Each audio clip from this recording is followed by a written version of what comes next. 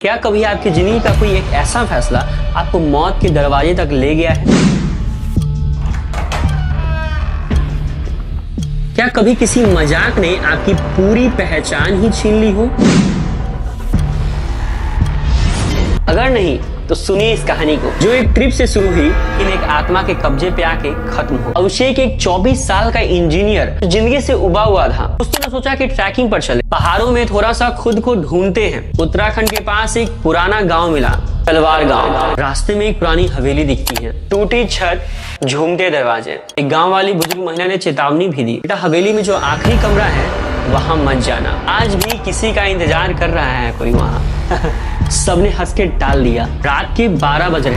हवेली में अजीब सी ठंडक थी, जैसे किसी ने हवा में खून जमा दिया हो। दीवारों पर पुराने खून के निशान जैसे उभर रहे थे। एक दरवाजा था, बाकी कमरे से बिल्कुल अलग। उस पे लिखा था, मुझे फिर से मत जगाना। अभिषेक ने कहा, चलो देखते हैं इसमें क्या है भूत। दरवाजा जैसे ही खुला, कमरे में एक औरत की परछाई थी और एक कटा हुआ लाल साड़ी जमीन पर बिखरा था। अभी उस छाया ने अचानक से अभिषेक की तरफ देखा कि आंखें लाल और आवाज मानो जैसे उसके अंदर से कोई दूसरा कोई बोल रहा हो।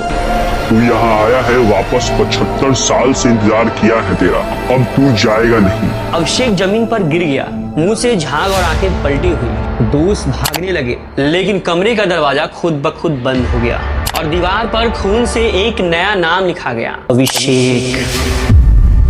सुबह पुलिस आई। अभिषेक एक कोने में बैठा हुआ था। वो बार बार एक ही बात बोल रहा था, मैं सो गया था, उसने मुझे जगा दिया, अब मैं कभी नहीं सो पाऊंगी। डॉक्टर बोले जो फ्रीनिया है इसे, और गांव वाले अब भी कहते हैं हर 10 साल में वो आत्मा किसी न किसी को बुलाती है आखिरी कमरे में।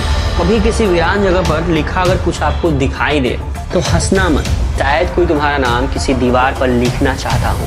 अगर अगली बार अगर दरवाजा खुद खोले तो भीतर मत जाना, हो सकता है वो आखिरी कमरा अब तुम्हारा इंतजार कर रहा हो।